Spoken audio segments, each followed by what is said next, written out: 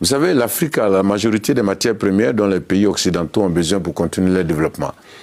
Vous savez, quand vous parlez de café, voilà, il y a une grande majorité des Français qui se lèvent le matin, s'ils n'ont pas le café, ils pètent les plombs. Vous avez le chocolat qui vient du cacao. Alors, si vous dites aux petits Français ou aux petits Américains qu'il n'y a plus de chocolat, il y a beaucoup qui vont péter les plombs.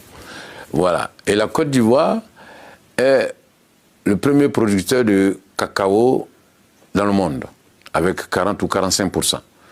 Le Ghana est deuxième producteur avec 20%. Nous sommes déjà à 65%. Quand vous ajoutez les 15% du Nigeria, nous sommes à 80%. Quand vous ajoutez les petites productions de la Guinée forestière, les petites productions du Burkina aujourd'hui commencent à faire du café, du cacao. Et du bon. Voilà, et du bon.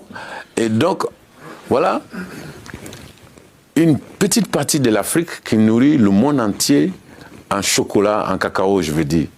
Vous voyez? Et donc, voilà un continent, si vous parlez d'or, de l'or, on n'est pas à la queue. Vous parlez d'uranium, on n'est pas à la queue, on est devant. De cobalt. De cobalt, vous savez, il y a une matière au Congo-Kinshasa qui se trouve dans tous les téléphones portables. Connaissez-vous aujourd'hui une personne sur cette planète qui n'a pas de téléphone portable? Et je pense que, en tout cas, c'est très rare. Et donc, ce continent-là ne doit pas être derrière, ce continent doit être devant. Nous devons être devant, mais nous sommes derrière parce que nous sommes divisés. Nous sommes derrière parce que nous sommes divisés en tout petits pays. Vous voyez un peu.